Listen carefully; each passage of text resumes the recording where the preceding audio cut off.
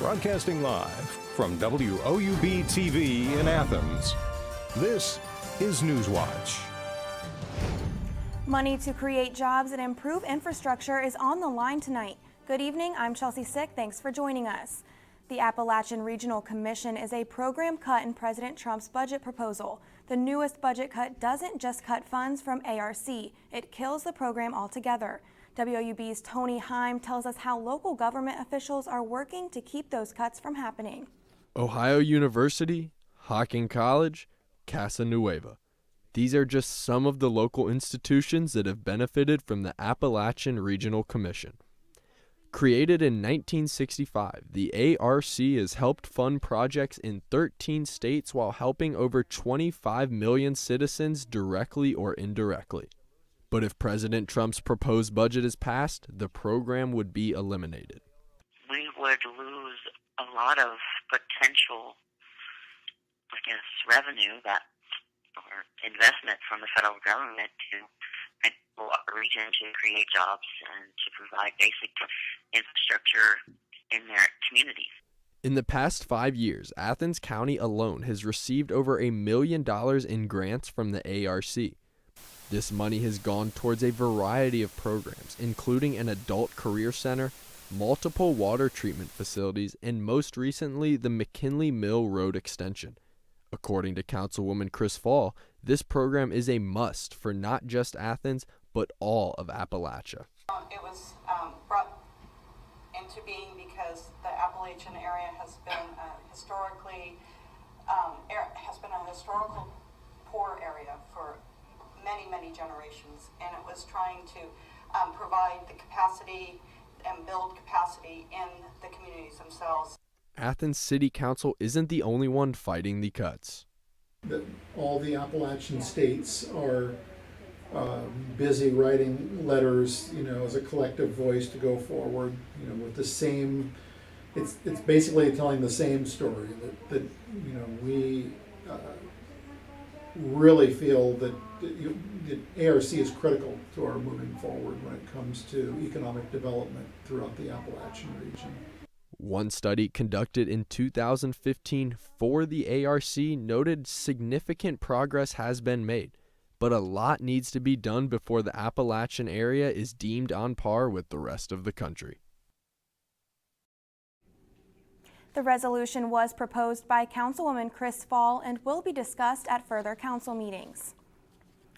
If you want changes in Athens, now is the time to talk to your local officials. City Planner Paul Logue approached Athens City Council about the city's comprehensive master plan. Past plans have included protecting historic areas, expanding bikeways, and protecting local water supplies. Logue is recommending visioning workshops for the public to voice their opinions. He wants as many opinions as possible to develop the new plan. The first objective will be to get a community-based vision for the plan or vision for our future. That will be a public process, trying to get engagement from as many opinions as possible, not just from a steering committee or something like that. We want the process to be spread out and trying to get as many voices as possible. Those workshop details are still in progress, but Logue hopes to have them in place by May or June. The current plan was adopted in 2016 and carries the city through 2020. Nelsonville police are searching for an Athens County woman indicted on 19 felony charges. A nationwide warrant is out for the arrest of Margaret Darby, also known as Margie Reeves. She's wanted on forgery, kidnapping, theft, and identity fraud charges. Police say Darby and a partner caused harm to a disabled person and used her credit card without permission. She was indicted by an Athens County grand jury last month. A former Ohio Highway Patrol Post commander is facing 10 counts of unauthorized use of a law enforcement database. William L. Schlager is accused of taking screenshots containing names, birthdays, and other personal information of 10 women he pulled over during traffic stops. The trial has been put on hold until May 15th. On Monday, L. Schlager was removed from home confinement after charges of stalking a woman he once had an affair with were dropped. Athens Middle School has received the Support Music Merit Award. The award recognizes exemplary music education programs in schools. They were among 3 Ohio schools to receive the award and among 92 schools nationwide.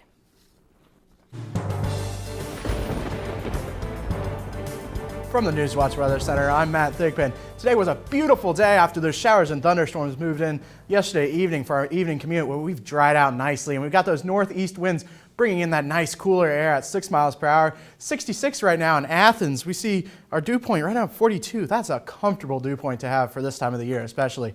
Across our region, we're in the upper 60s as we're heading towards sunset. 70 down in Ironton, 67 in Columbus, 61 in our cooler spot up there in Cambridge, 67 in Marietta, and 69 down in Ripley, and 67 over in Chillicothe. Now, we took this beautiful photo from our producer, Caitlin Roman, just outside of the Alumni Gate here at Ohio University, and that's a beautiful picture. That pretty much sums up our day today. Beautiful sunshine all day today, clear skies, and if you want to show us those videos or pictures, send them to our Twitter or Facebook. Tweet them at WOUB. Just give us a location and a source, and we'll put them on air. It'll be a great time, great weekend, especially with Easter coming up. Chelsea?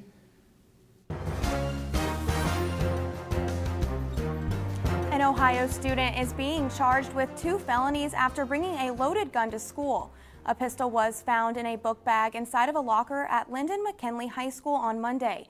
Tyler J. Preston II admitted to owning the book bag that contained the weapon. He was released from court on the condition that he would stay away from guns and the school grounds.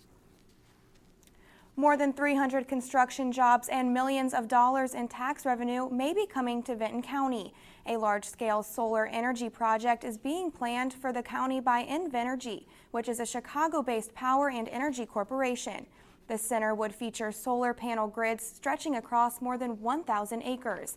Athens County Commissioner Chris Schmiel said having the project would be a great step towards keeping energy money in the region. Basically, if we can keep our energy dollars in our community is the goal. Like right now, when you purchase power, it's pretty much leaving our region. How do we keep our energy, just kind of like the local food economy? How do we create a vibrant local energy economy? If it gets the go-ahead, Invenergy estimates the project will take 12 to 18 months to complete.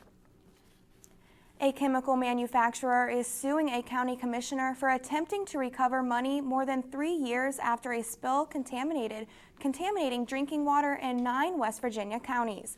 The Charleston Gazette-Mail reports Eastman Chemical Company says the ordinance is illegal because the Lincoln County Commission and 3 prosecutors drafted the regulatory measure in conflict of interest.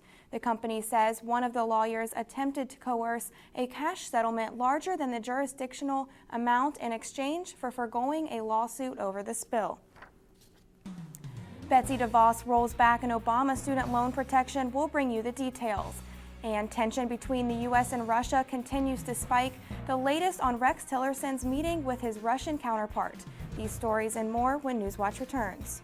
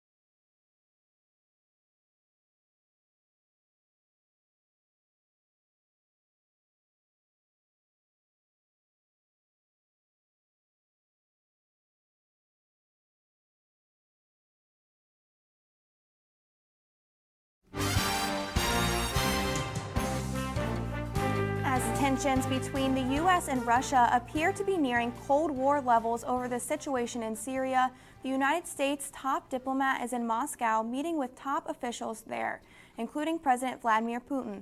Stacey Cohan has the latest on those high-stake meetings. The current state of U.S.-Russia relations is at a low point. Secretary of State Rex Tillerson held a tense 4-hour meeting with his Russian counterpart Sergei Lavrov. The two were tasked with finding any common ground on the crisis in Syria. We had a lengthy exchange of views regarding the situation in Syria and shared perspectives on possible ways forward. A difficult task given last week's U.S. missile strikes on a Syrian airbase in response to what the U.S. says was a chemical attack by the Syrian government on its own civilians.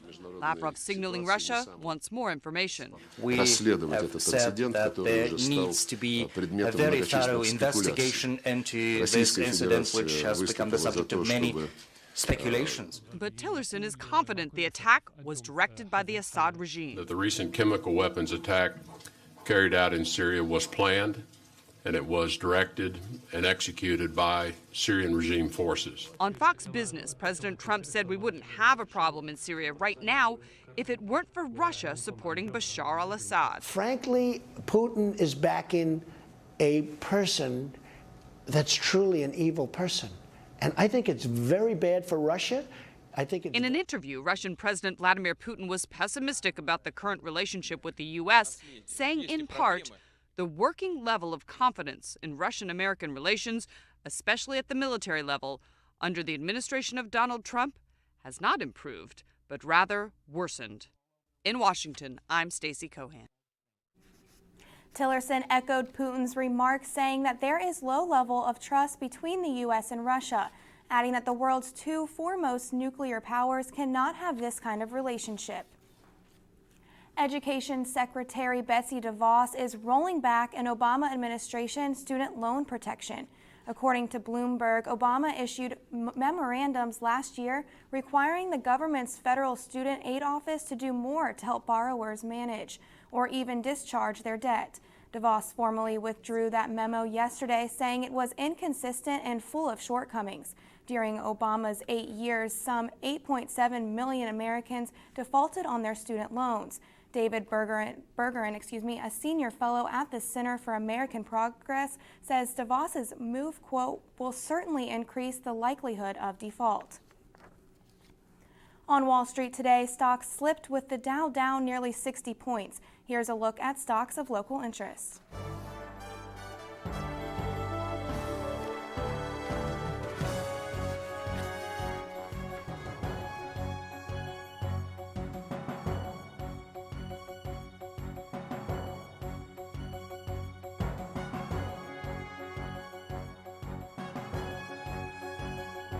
The San Bernardino community continues to mourn after this week's school shooting.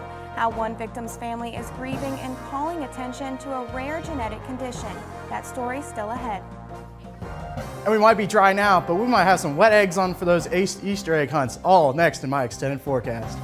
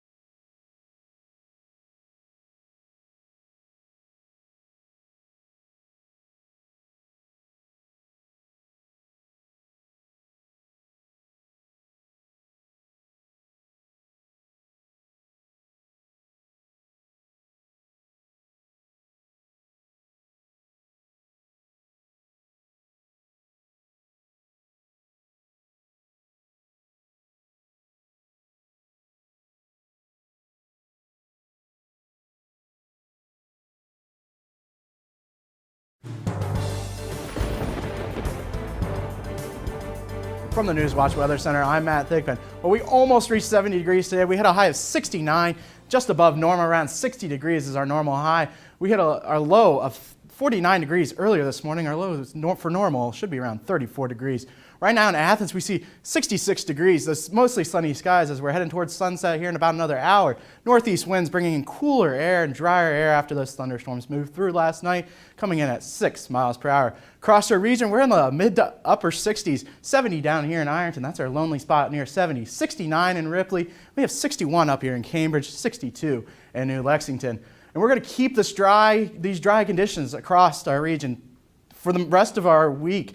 And into the weekend, we're going to see the low pressure system start to move in off the west coast, actually. This one is going to come towards us in weekend because there's just too much dry air as we head into tomorrow. And then it's just going to die out, and there's not enough moisture from the Gulf of Mexico to help inhibit any showers or thunderstorms. For our bus stop, we're going to hit 41 degrees. We're going to be mostly sunny tomorrow. Another picture perfect day. Cool start to the day, though, so you might want to have a little light jacket that the kids can take off at school and just chill at school and with around their waist, little cuties. 73 degrees in Athens, 76 down in Ironton. We're going to be near it. We won't quite get to 80 degrees yet. We'll be mostly sunny, few clouds to our western counties. 73 in Chillicothe. And here in Athens, we're 73 degrees. Again, mostly sunny skies. Another beautiful day. Again, it's going to be nice out. Winds 0 to 5 miles per hour coming out of the east. That dry air is around. Overnight tonight, we're going to see 41 degrees. We'll see mostly clear skies. And we're going to see the moon. You'll be able to see the moon. We're just past a full moon a couple days ago. 43 in Marietta. Up at our colder spot, we have Cambridge at 39 degrees. That's going to be our cooler spot. Down here in Ironton, we're opposite side of the spectrum, 45 degrees. For tonight in Athens, we'll see 41 degrees. We'll see clear and cool skies. Conditions somewhat cool for this time of the year. I don't mind. Nice day for a run. Our weekend outlook, we're going to take a quick look since it's Easter weekend. We're going to see 80 on Saturday. That'll be nice and warm, but we're going to see the chance of storms continue to increase. And by Sunday, we're going to hit 76 degrees. We're going to see thunderstorms likely. But our Easter forecast, here it is, 76. Dry morning, before noon, if you can get those Easter egg hunts, your eggs will stay dry. Thursday, by thunderstorms after 1 p.m., those winds will be gusting from the southwest at 10 to 15 miles per hour.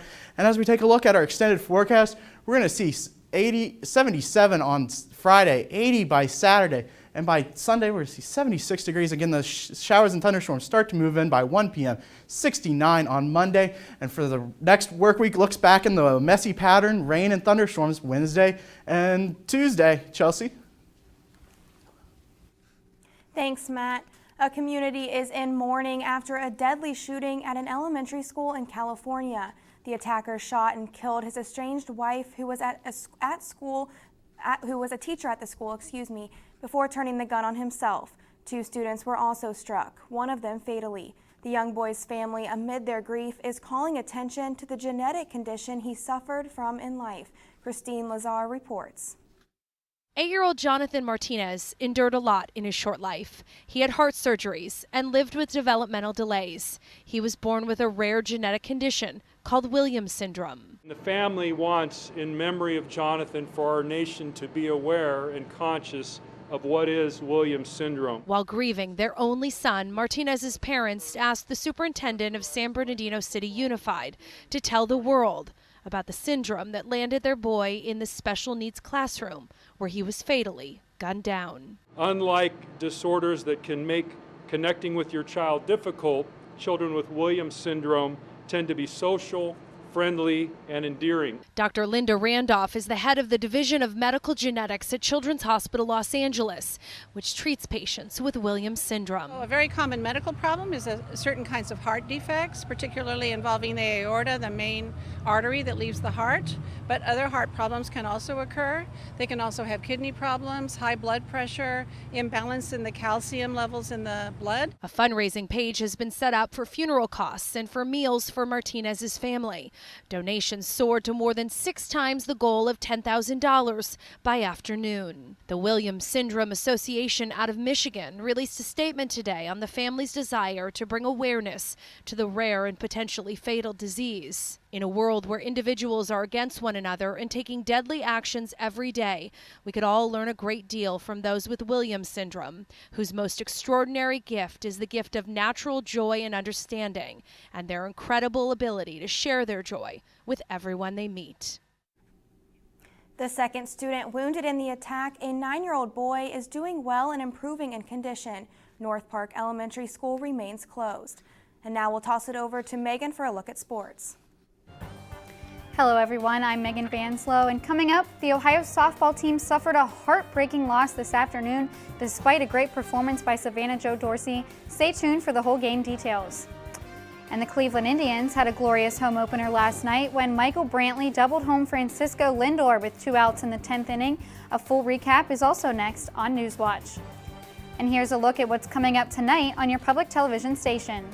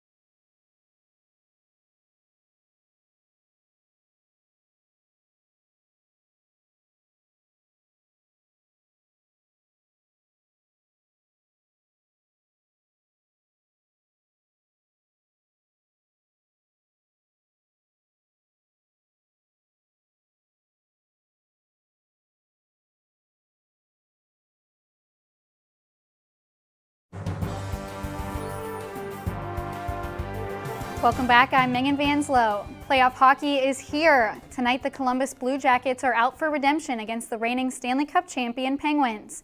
In Game 1 at PPG Paints Arena in Pittsburgh, the Blue Jackets last saw the playoffs in the 2013-14 season when they lost to Pittsburgh in the first round 4-2. Columbus finished the regular season 50-24-8. Puck drop tonight is set for 7:30. And another Ohio-Pennsylvania matchup saw Scooter Gennett homer for the second straight night to help the Cincinnati Reds beat the Pittsburgh Pirates 6-2 yesterday. Gennett capped the scoring with a 3-run drive into the right field bleachers in the 8th inning.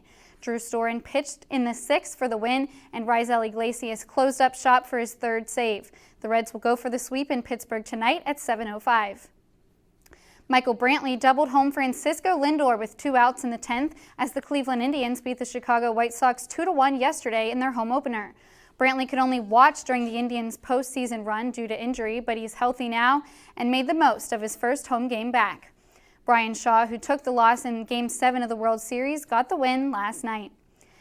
Savannah Jo Dorsey got a career-high 22 strikeouts in this afternoon's heartbreaking loss to Kent State. The Ohio softball team played 10 scoreless innings with the Golden Flashes until Bailey Brownfield got the solo shot off Dorsey in the top of the 11th. The Bobcats left runners on base in 8 innings, including 2 in the bottom of the 11th. Nelsonville York has played well through 5 games on the diamond. Even though last night's game got rained out, there's plenty to talk about in Buckeye County. Newswatch reporter Blake Baker caught up with Coach Wayne Dickens and a senior star who's stolen the show on the mound this season. The Buckeyes are 3-2 on the young season, and 2 of those wins came in extremely impressive fashion. A win against River Valley Monday night marked not only the second double-digit win of the year, but it was also Hunter Dobbs' second no-hitter of his senior season. A no-hitter is rare, and 2 to start the year is even more so. But for Dobbs, it didn't really seem to take much. Staying confident, don't let anything bug you, have a short memory, hit your spots. That attitude has truly made a difference in NY's overall play this season, and through the first 5 games, it's shown. They expect to win when we get on the field. We feel like we can play with anybody in the conference and in the area. The Buckeyes will get a chance to prove it with their conference slate right around the corner. Winning the Ohio Division is no small task, as NY hasn't bested a 500 conference record in nearly a decade. But for the Buckeyes, this is the year to throw a curveball in the record books. Our league notoriously is very, very solid. We're a very small school for our league. It's sometimes hard for us to compete. Dobbs and his 5 fellow seniors lead the charge for the rest of the 2017 campaign as NY hopes to capture its first ever conference crown. Reporting for Newswatch, I'm Blake Baker. The Buckeyes are back in action tonight when they travel to Vinton County. A win tonight would be their second straight in the TVC Ohio. Thanks, Blake. I'm Megan Vanslow, and that's it for sports. Thanks, Megan. A heartwarming act by a Las Vegas police officer is going viral. This video comes from the Las Vegas Metropolitan Police. Officer Mark Evans took a police report for 8-year-old Jordan, whose bike was stolen several weeks ago. Jordan used the bike to get to school. Without it, he had to get up early to walk. When Officer Evans learned of Jordan's story, he decided to buy the boy a new bike with his own money, then showed it off to Jordan in time for his birthday. Turns out the new bike is the same model that was stolen from Jordan, something the officer didn't realize at first. And that just warms your heart, just like these temperatures. We'll be around 41 tonight. It's going to be a little cool tonight. Those winds coming out of the southeast at 0 to 5 miles per hour. But here's what's really going to warm my heart. 73 degrees, mostly sunny skies. You'll love it. Another beautiful day, picture perfect photocopy of today. And that Easter forecast, I won't rain on somebody's parade. 76, we'll hit our high. Dry morning for those Easter egg hunts. Plan them before noon, so your eggs will be dry. 80 on Saturday, 76 on Sunday, 69 starting out next work week, and showers and thunderstorms return for Tuesday and Wednesday. Chelsea? Thanks, Matt. I'm Chelsea Sick. On the next Newswatch, how online shopping is affecting local malls. That story plus a Blue Jackets recap and a look at the weekend forecast. It's all next time on Newswatch.